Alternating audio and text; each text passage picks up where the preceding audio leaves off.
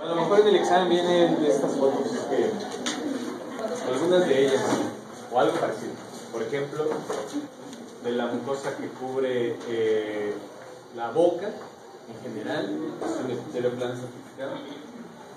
Se puede tener o no queratina, dependiendo de su localización. Si está en encía masticatoria, puede tenerla.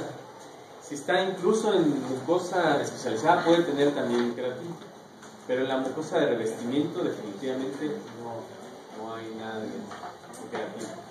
Entonces solamente hay estrato espinoso y estrato basal, nada más. Por ejemplo, también que habíamos visto la clase pasada de borde vermellón. Incluso cuando se parten los labios, llegan a sangrar tanto por la presencia de de todos los conductos vasculares. Sumamente común. Si hace frío, se parten los labios y luego sangran. ¿Por qué? Está en cercanía al tejido conectivo y tiene una gran vascularización. ¿No?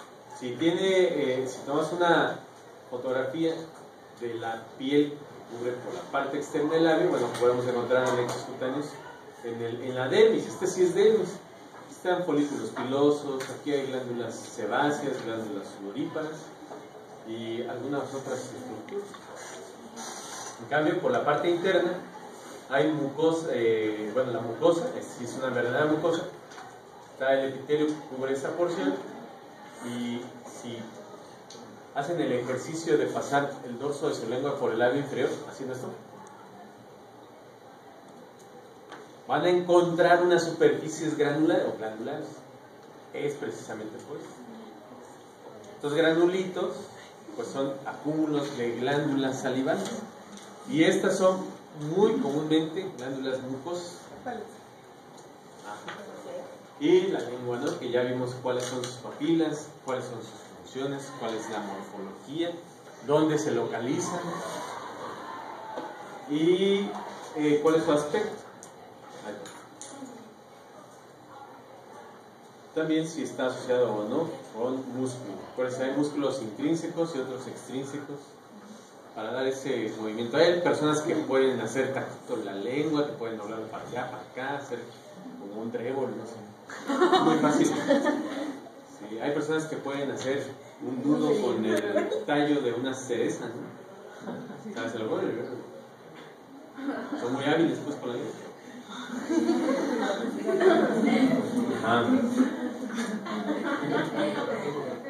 Bueno, incluso en la lengua hay glándulas salivales. De hecho, solamente no hay glándulas salivales en la parte vestibular de las encías. Pero podemos encontrar glándulas salivales en casi toda la boca, casi toda la boca. Incluso hasta en la parte más posterior de la lengua o en orofaringe podemos encontrar en muchas ocasiones glándulas salivales para que intervengan con glándulas salivales menores, para que intervengan con la deglución o el comienzo de esa absorción. Y nuestro amigo que nos va a dar muchas satisfacciones, van a ser millonarios. Por eso hay muchas formas de cómo proteger a los dientes contra la caries. Hay formas incluso de evitar que perdamos los órganos dentarios. Hay formas, espero que sea pronto, para formar órganos dentarios. Pero ustedes creen que eso, va a ser comercial y que nos va a beneficiar a nosotros los mexicanos, bueno, de hecho a nosotros los dentistas. Pues no, ¿verdad? Si se acaba la caries, esta facultad la devuelve y hacen otra de turismo. Entonces, gracias a la caries, pero bueno. Ok, órgano dentario, principalmente dentina. ¿Por qué no se ve el esmalte aquí? No, así. ¿Y? ¿Aquí está el hueso? Porque es un mineral. Bueno, está conformado por minerales. Por ejemplo, hidroxiapatita. Y esto también es mineral, esto también está mineral. También está conformado por hidroxiapatita, y esto también. Esto es dentina, esto es hueso. Es más, el cemento también está conformado por otras muchas proteínas, pero también hidroxiapatita. ¿Cómo se conforma ese mineral? No es porque es material inorgánico, Es mayor concentración. Y luego, ¿qué más? Culminen ese pensamiento abstracto. La toma de muestras a lo mejor. Mira, aquí seguramente yo espero que sí haya sido esa la forma, que fuera un cadáver, porque a este cadáver, bueno, espero que haya sido ese, le quitaron un fragmento de mandíbula así en segmento, en un bloque. Un fragmento de mandíbula, y lo pusieron, porque aquí está hueso, aquí está el tejido conectivo que lo rodea y está ahí. No creo que nadie haya querido así nada más, porque sí, pues espero que haya sido un cadáver, para empezar. Otro. Está todo completo, está íntegro el periodonto, junto con el órgano dental. Entonces, también por el procesamiento, bueno, ok, el esmalte no existe en esta preparación porque se tuvo que desmineralizar. Entonces, se desmineralizó tanto que incluso, bueno, el esmalte desapareció. ¿Por qué desapareció? Porque es un 97% material inorgánico. ¿Y por qué no desaparece la dentina o por qué no desaparece el hueso? Por las proporciones de material inorgánico que posee. De hecho, el esmalte no tiene este mismo fondo o esta misma síntesis de predentina o, por ejemplo, o matriz ósea. ¿Qué es lo que conforma la matriz ósea? ¿Qué forma el hueso principalmente? Colágeno. Cuando se desmineraliza totalmente, ya sea el hueso o el diente, van a persistir todavía la matriz o las fibras de colágeno que conforman ese esqueleto. Por lo tanto, si está conformado por 97% de material inorgánico, después de quitar todo el material inorgánico, pues se pierde. Pero sí hay forma o la forma del esmalte. ¿Qué va a persistir? La dentina, la predentina, el cemento y el hueso. Pero acuérdense, esto ya está desmineralizado. ¿Estas fibras cómo se ven? Sharpie o Sharpie. ¿Y estas fibras de qué están formadas? ¿Qué tipo de tejido son esas fibras? De todo lo que hemos visto, es tejido epitelial, es tejido hematopoyético, tejido adiposo, es cartílago. ¿Qué es? ¿Es músculo? ¿Es músculo? Es tejido conectivo. ¿Qué tipo de tejido conectivo?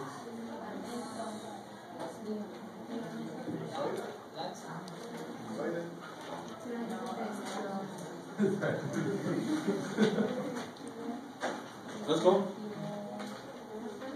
¿Tejido conectivo qué? Denso regular.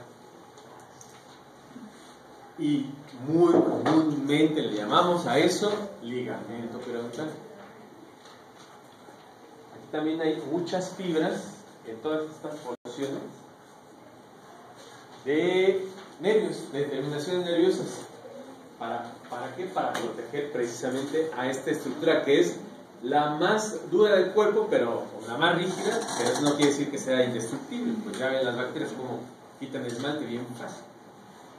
El esmalte. Por ejemplo, si alguien está comiendo bien sabrosos unos frijoles refritos, ¿no? Pero a la persona que los hizo se le olvidó limpiar bien los frijoles y quedó una piedrita, ¿no? Entonces es bien común que estamos masticando bien rico unos frijoles y que en el momento en que muerden esa piedrita, no siguen haciendo así como que, ay, este frijol está muy duro, ¿no? Sino lo que hacen es precisamente esto, como un reflejo, abrir, gracias a las fibras propioceptoras que se encuentran en el tejido conectivo, para evitar que nos rompamos los dientes. ¿Fibras qué? De propiocepción, son fibras nerviosas, mielinizadas. Estas fibras tienen anclaje con el hueso y con el cemento. El cemento tiene una proteína de anclaje del cemento que se llama CAF. Tiene anclaje del cemento para fijar esas fibras y para que les cueste trabajo cuando hacen la extracción. Que no sea tan fácil, que no se nos caiga así el diente tan fácil como muchos otros aquí. Y esto no es ya la dentina. Espero que también alcancen a ver esas estrías, ¿verdad? ¿Eso era la dentina? Esta es la dentina. Pero estas estrías, ¿qué serán? Bueno, esas estrías son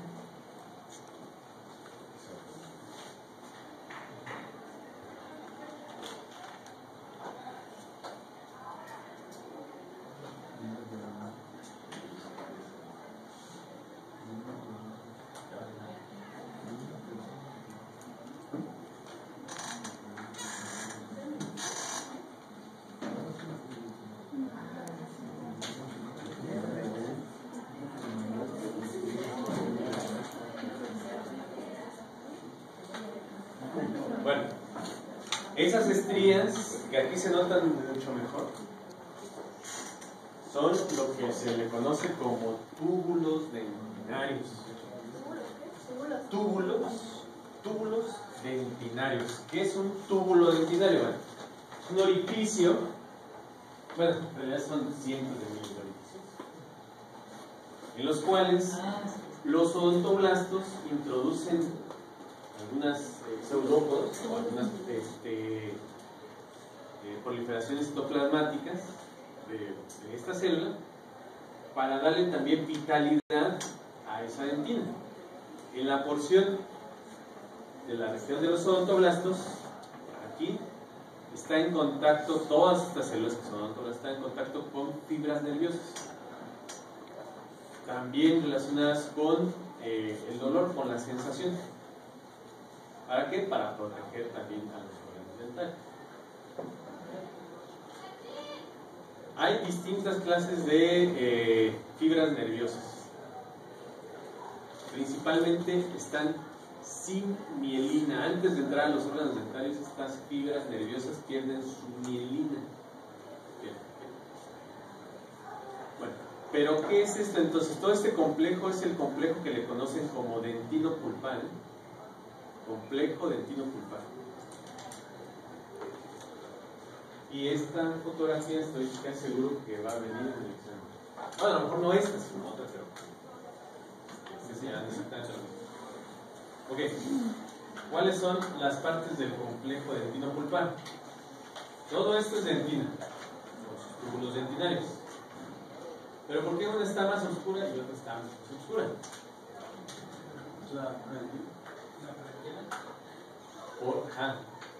Entonces, esta está más clarita. ¿Es dentina? Sí. ¿Es colágeno? Sí. Pero esta todavía no había presentado el depósito de minerales. Entonces, esta sí se llama predentina. El resto es la dentina, como la conocemos. Debajo de esta, y ya en la pulpa, se encuentra esta zona con una gran cantidad de odontoblastos. Los odontoblastos pues van a ser los que secretan, sintetizan el colágeno, que se va a llamar así. Hay varios tipos de dentina, 3 tipos de dentina. La dentina primaria, que es la que se forma antes de erupcionar el órgano dentario. La dentina secundaria, que es la que se forma después de erupcionar, que sigue formando constantemente, que incluso puede llegar a obliterar totalmente la cámara pulpar. Y la dentina terciaria, que se forma después de algunos estímulos, como por ejemplo la caries. Entonces estas células siguen sintetizando colágeno durante toda la vida de su vida. Hasta que llegan los endodoncistas o los que hacen extracción, ¿no? Ya matan a los odontoblastos. Es una masacre. La primaria era de erupcionar. Así es.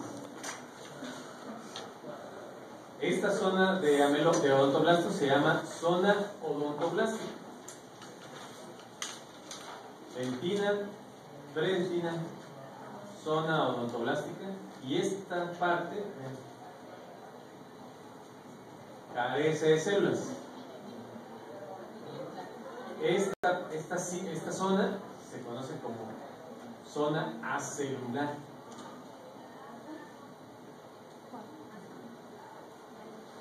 Dentina, predentina, zona odontoblástica, zona acelular. Y esta que está posterior, con más profundidad después de la zona celular, se llama zona rica en células. ¿Qué células van a ser estas? ¿Qué células serán estas? Esta que será. ¿Cuál? Esta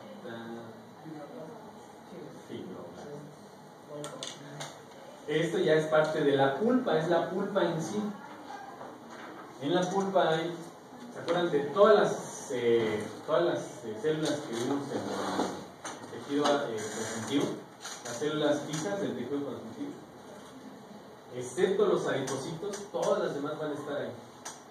Células mesenquimatosis sin diferencias, fibroblastos, células endoteliales, pericitos. Y también incluso va a tener estas fibras que son muy delgadas, separadas entre sí. ¿Qué tipo de tejido conectivo es el que está en la pulpa?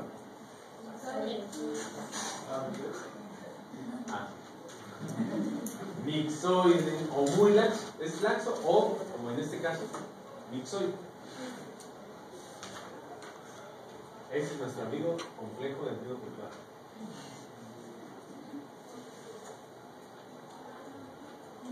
Los ameloblastos solamente están activos durante la odontogénesis.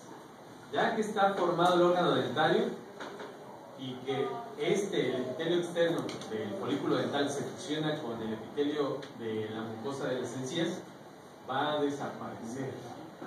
Ya no hay más ameloblastos. Está formado el esmalte y los ameloblastos dicen, ay, no, jamás vuelven a sintetizar las proteínas de esmalte. Por ejemplo, albúmina, tuftelina, amelogenina, ameloblastina, enamelina, todas esas proteínas ya no hay nadie que las sintetice. Entonces el diente pues queda ya a su suerte. Así es. ¿La dentina de reparación es lo mismo que la dentina esclerótica? Esclerótica también. O terciaria.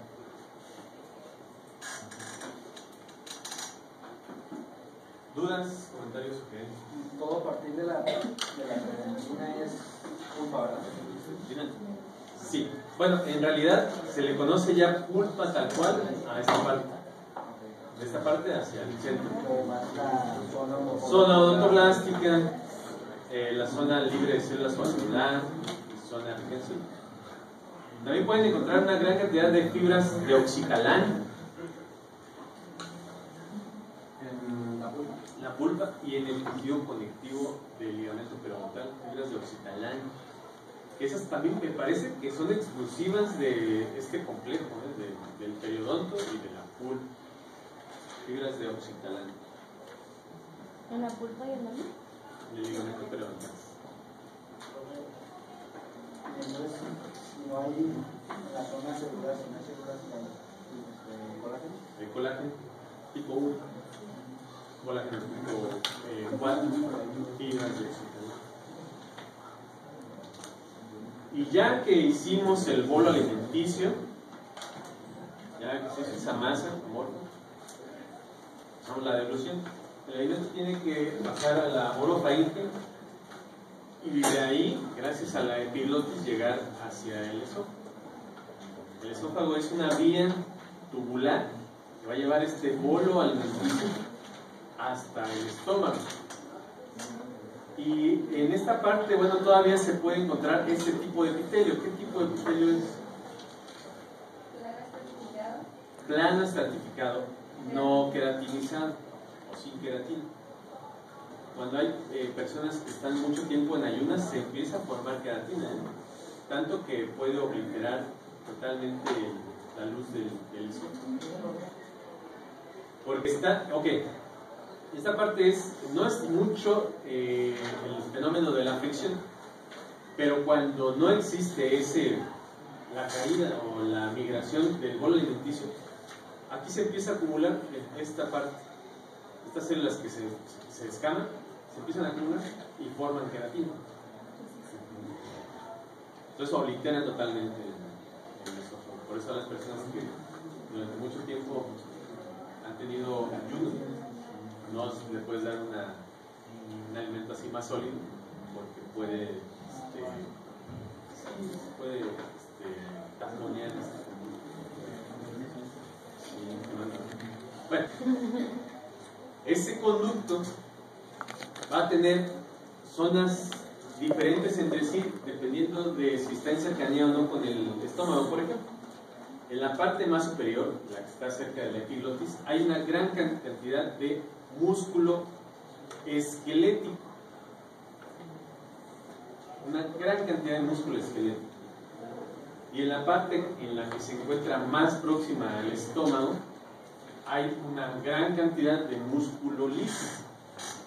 Y en cada una de esas porciones, en el borde superior y en el inferior, hay esfínteres que permiten la apertura y el cierre de ese tubo para dejar pasar o no el alimento. Y también vamos a tener en la lámina propia tejido conectivo. Tejido conectivo, principalmente colágeno tipo 1 y una gran cantidad de glándulas de secreción mucosa. ¿Para qué? Para que también pueda lubricar ese conducto y que el alimento pueda pasar fácilmente hasta el estómago. Hay ocasiones en que el esfínter esofágico está cerca del estómago, tiene dificultades para controlarse, entonces puede existir también algo que se llama reflujo. Ese reflujo, ustedes estoy casi seguro que nadie lo presenta, a menos de que tengan alguna enfermedad ya crónica o incluso hereditaria, pero por lo general no, hasta la etapa adulta. Muy común que se genere ese reflujo cuando están dormidos. Y ese ácido clorhídrico, no, el ácido clorhídrico solamente debe estar en el estómago. ¿Okay? Cuando pasa a través del esfínter esofágico al esófago, va a generar erosión en esta superficie. Puede haber úlceras, que es lo más común, úlceras, o tanto que se genere incluso en esta porción cáncer. Es muy común, algo que le llaman esófago de Barrett. No sé si alguien lo ha escuchado. ¿No? No han vivido. Bueno, el esófago de Barrett es una condición asociada con el reflujo del ácido clorhídrico a través del esófago. Y es una lesión premaligna que se tiene que operar totalmente para evitar cáncer.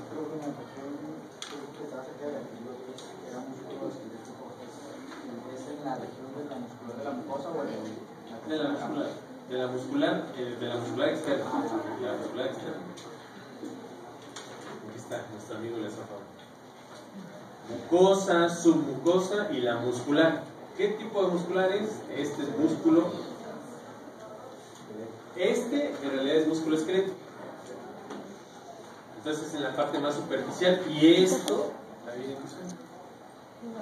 Glándulas de secreción mucosa, para proveerle de ese líquido o esa lubricación para que pase perfectamente bien el alimento, el bolo alimenticio hasta el estómago. Pero en cercanía entonces ya al estómago existe ya músculo liso, totalmente involuntario. Las divisiones que tenía en la imagen anterior, la mucosa, la submucosa y la muscular externa. La muscular externa es la que es músculo, dependiendo de su localización, músculo liso. Tómale foto a eso. Es un esquema de las propiedades que tiene el tubo digestivo a partir del estómago hasta el colon descendente. Va a tener las mismas características desde el estómago hasta el colon. Va a haber pequeñas variaciones, por ejemplo, el tipo de células que se encuentran ahí, las funciones de estas células, pero todos van a tener exactamente lo mismo. ¿Qué es lo que tiene este tubo digestivo? Este en realidad es el tubo de digestión, donde se genera o se termina la desnaturalización de los alimentos y la absorción. Para empezar, luz. ¿Qué es la luz? Es por donde va a pasar van a pasar los nutrientes. O lo que ustedes sean, una canica, se come una canica, por aquí va a pasar. La luz está recubierta por una mucosa. Bueno, ¿qué tiene la mucosa? Primero, epitelio cilíndrico simple. Epitelio cilíndrico simple.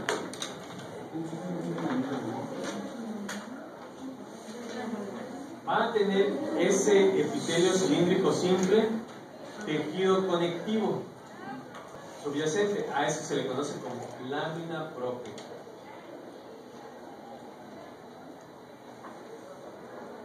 Debajo del tejido conectivo subyacente a la lámina propia va a haber una pequeña capa muscular que se llama muscular de la mucosa.